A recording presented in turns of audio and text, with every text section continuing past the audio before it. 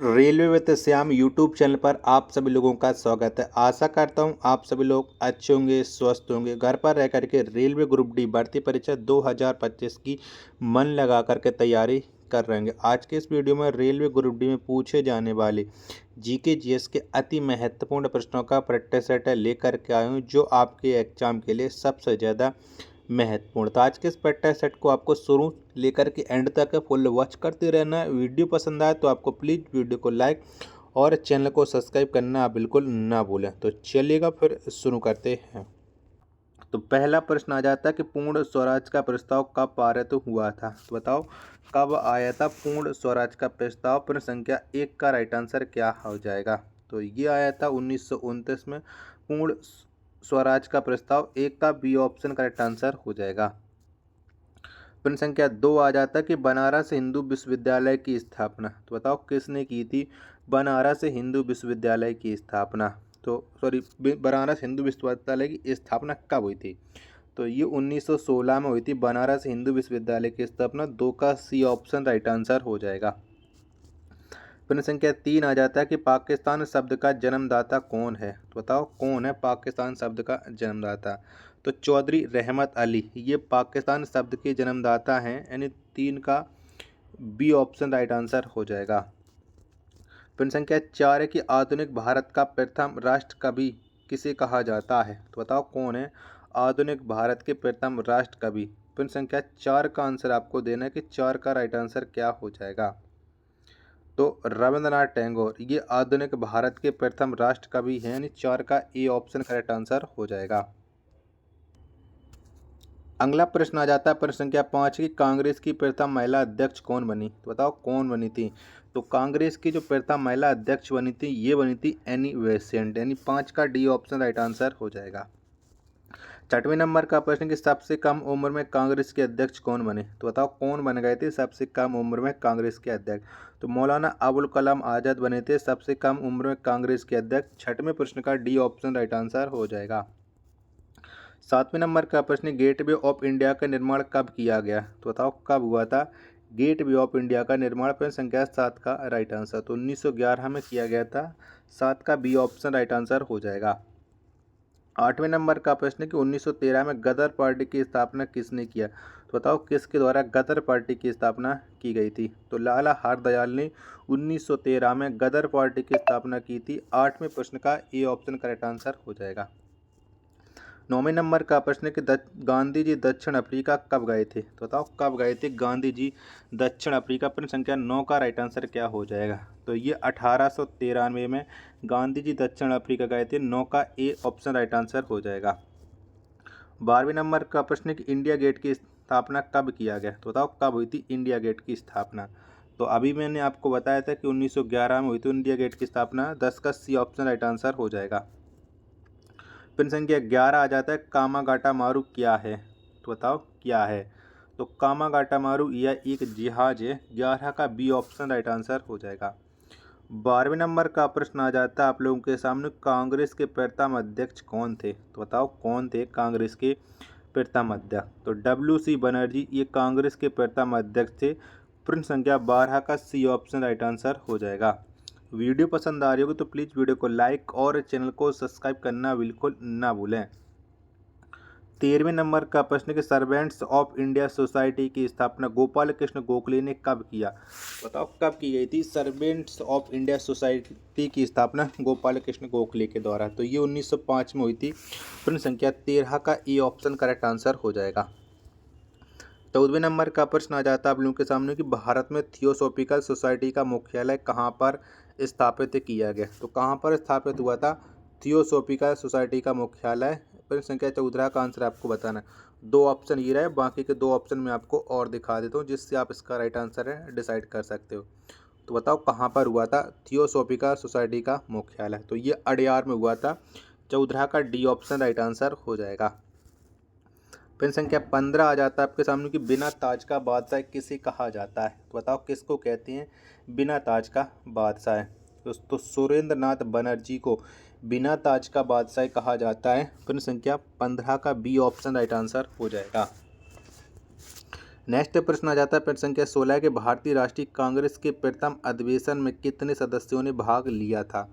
तो बताओ कितने सदस्यों ने भाग लिया था। तो भारतीय राष्ट्रीय कांग्रेस के प्रथम अधिवेशन में जो सदस्यों ने भाग लिया था वो लिया था 72 सदस्यों ने। 16 का डी ऑप्शन राइट आंसर हो जाएगा। 17वें नंबर का प्रश्न आ जाता है किसका नारा था कि खून के बदले खून लेंगे। तो बताओ ये नारा किसने दिया था, खून के बदले खून लेंगे। 17वें प्रश्न का राइट आंसर तो अनुशीलन समिति का ये नारा था। 17वें प्रश्न का ए ऑप्शन करेक्ट आंसर हो जाएगा। वीडियो अगर आपको पसंद आ रही होगी तो प्लीज़ वीडियो को लाइक और चैनल को सब्सक्राइब करना बिल्कुल ना भूलें। 18वें नंबर का प्रश्न आ जाता है कि 26 जुलाई हिंदू विधवा पुनः विवाह अधिनियम कब पारित किया गया। तो बताओ ये कब आया था हिंदू विधवा पुनः विवाह अधिनियम। तो ये आया था 26 जुलाई 1856 में। 18 का बी ऑप्शन राइट आंसर हो जाएगा। 19वें नंबर का प्रश्न कि सत्यशोधक समाज की स्थापना ज्योतिबा फूले ने कब किया। तो बताओ कब की थी ज्योतिबा फूले ने सत्यशोधक समाज की स्थापना। 19वें प्रश्न का राइट आंसर क्या हो जाएगा। तो ये की थी 1873 में। 19वें प्रश्न का सी ऑप्शन राइट आंसर हो जाएगा। प्रश्न संख्या 20 आ जाते हैं कि दादा भाई नौरोजी ने प्रथम बार स्वराज की मांग कब किया। तो बताओ कब की थी दादा भाई नौरोजी ने। तो ये की थी 1906 में। प्रश्न संख्या 20 का सी ऑप्शन राइट आंसर हो जाएगा। 21वें नंबर का प्रश्न आ जाता है कि दयानंद सरस्वती ने शुद्धि आंदोलन कब चलाया। तो बताओ कब चलाया गया था दयानंद सरस्वती के द्वारा शुद्धि आंदोलन। 21वें प्रश्न का राइट आंसर क्या हो जाएगा। तो ये चलाया था दयानंद सरस्वती ने 1882 में शुद्धि आंदोलन। 21वें प्रश्न का बी ऑप्शन करेक्ट आंसर हो जाएगा। 22वें नंबर का प्रश्न है 1867 में प्रार्थना समाज की स्थापना किसने किया। तो बताओ किसने की थी 1867 में प्रार्थना समाज की स्थापना। तो ये स्थापना की थी आत्माराम पांडुरंग ने। 22वें प्रश्न का सी ऑप्शन करेक्ट आंसर हो जाएगा। 23वें नंबर का प्रश्न है कि पहली बार कांग्रेस का विभाजन हुआ। तो बताओ कब हुआ था पहली बार कांग्रेस का विभाजन, कौन से अधिवेशन में हो गया था। तो सूरत अधिवेशन में कांग्रेस का पहली बार है वो विभाजन हुआ था। 23वें प्रश्न का बी ऑप्शन राइट आंसर हो जाएगा। नेक्स्ट प्रश्न आ जाता है प्रश्न संख्या 24 से खुदीराम बोस को फांसी कब दिया गया। बताओ कब दी गई थी खुदीराम बोस को फांसी। तो 11 अगस्त 1908 में खुदीराम बोस को फांसी दी गई थी। 24वें प्रश्न का ए ऑप्शन करेक्ट आंसर हो जाएगा। प्रश्न संख्या 25 आ जाता है कांग्रेस के प्रथम अंग्रेज अध्यक्ष कौन बने थे। तो बताओ कौन बने थे। तो कांग्रेस के जो प्रथम अंग्रेज अध्यक्ष बने थे वो बने थे जॉर्ज यूले। 25वें प्रश्न का सी ऑप्शन राइट आंसर हो जाएगा। 26वें नंबर का प्रश्न आ जाता है कांग्रेस का 27वां अधिवेशन 1912 में कहाँ हुआ। तो बताओ कहाँ पर हुआ था कांग्रेस का 27वां अधिवेशन। तो ये हुआ था 1912 बांकीपुर में, यानी 26 का सी ऑप्शन करेक्ट आंसर हो जाएगा। आपको बताना है कि ये बांकीपुर है वो कहाँ पर पड़ता है। प्रश्न संख्या 27 है आपके सामने कि कांग्रेस के प्रथम मुस्लिम अध्यक्ष कौन थे। तो बताओ कौन थे। 27वें प्रश्न का राइट आंसर आपको बताना है। 2 ऑप्शन ये है, बाकी के 2 ऑप्शन मैं आपको और दिखाता हूँ जिससे आप इसका राइट आंसर है वो डिसाइड कर सको। तो बताओ कौन थे कांग्रेस के प्रथम मुस्लिम अध्यक्ष। तो ये थे बदरुद्दीन तैयब जी। सी ऑप्शन राइट आंसर हो जाएगा। वीडियो पसंद आ रही होगी तो प्लीज़ वीडियो को लाइक और चैनल को सब्सक्राइब करना बिल्कुल ना भूलें।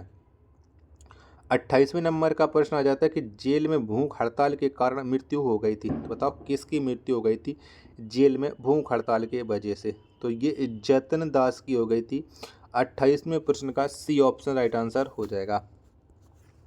29वें नंबर का प्रश्न आ जाता है कि स्वराज हमारा जन्म सिद्ध अधिकार है और मैं इसे लेकर रहूँगा, किसने कहा था। तो बताओ ये नारा किसके द्वारा दिया गया था कि स्वराज हमारा जन्म सिद्ध अधिकार है। तो ये नारा बाल गंगाधर तिलक ने दिया था। 29वें प्रश्न का डी ऑप्शन राइट आंसर हो जाएगा। प्रश्न संख्या 30 आ जाता है कि राम प्रसाद बिस्मिल को फांसी किस जेल में दी गई थी। तो बताओ कौन से जेल में राम प्रसाद बिस्मिल को फांसी मिली थी। तो ये मिली थी गोरखपुर के जेल में। प्रश्न संख्या 30 का सी ऑप्शन करेक्ट आंसर हो जाएगा। अगला प्रश्न आ जाता है प्रश्न संख्या 31 है कि भारतीय राष्ट्रीय कांग्रेस का इतिहास किसने लिखा। तो बताओ किसने लिखा था। 31वें प्रश्न का राइट आंसर क्या हो जाएगा। तो भारतीय राष्ट्रीय कांग्रेस का इतिहास ये लिखा गया था पट्टाभी सीतारामैया के द्वारा। 31 का ए ऑप्शन करेक्ट आंसर हो जाएगा। 32वें नंबर का प्रश्न आ जाता है कि थियोसॉफिकल सोसाइटी की स्थापना 1975 ईस्वी में कहाँ पर किया गया था। तो बताओ कहाँ पर हुई थी थियोसॉफिकल सोसाइटी की स्थापना 1975 में। तो ये न्यूयॉर्क में हुई थी और इसका जो भारत में मुख्यालय था वो अडयार में था। 22वें प्रश्न का डी ऑप्शन 32वें प्रश्न का डी ऑप्शन है वो करेक्ट आंसर हो जाएगा। 33वें नंबर का प्रश्न है कि भारतीय राष्ट्रीय कांग्रेस की स्थापना कब हुई थी। तो बताओ कब हुई थी। तो भारतीय राष्ट्रीय कांग्रेस की स्थापना 1885 में हुई थी। 33 का ए ऑप्शन करेक्ट आंसर हो जाएगा। 34वें नंबर का प्रश्न आ जाता है कि सरफरोशी की तमन्ना गीत को किसने लिखा। तो बताओ ये गीत किसके द्वारा लिखा गया था। सरफरोशी की तमन्ना। तो इस गीत को लिखा था राम प्रसाद बिस्मिल ने। 34वें प्रश्न का ए ऑप्शन करेक्ट आंसर हो जाएगा। अगला प्रश्न आ जाता है प्रश्न संख्या 35 कि बाल गंगाधर तिलक को भारतीय अशांति का जनक किसने कहा था। तो बताओ किसके द्वारा ने कहा था बाल गंगाधर तिलक को। तो भारतीय अशांति का जनक बाल गंगाधर तिलक को वैलेंटाइन सेरोल ने कहा था। 35 का बी ऑप्शन राइट आंसर हो जाएगा। 36वें नंबर का प्रश्न आ जाता है आपके सामने कि पाकिस्तान के प्रथम प्रधानमंत्री कौन बना। तो बताओ कौन बने थे। तो पाकिस्तान का जो प्रथम प्रधानमंत्री था वो था लियाकत अली। 36वें प्रश्न का सी ऑप्शन करेक्ट आंसर हो जाएगा।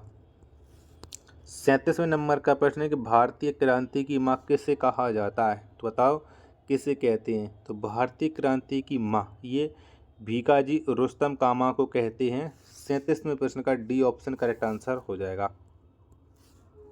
अगला प्रश्न है प्रश्न संख्या 38 है कि यह किसने कहा था कि नेहरू एक राष्ट्रभक्त हैं जबकि जिन्ना एक राजनीतिक। तो बताओ ये कथन किसके द्वारा कहा गया था। 38वें प्रश्न का राइट आंसर क्या हो जाएगा।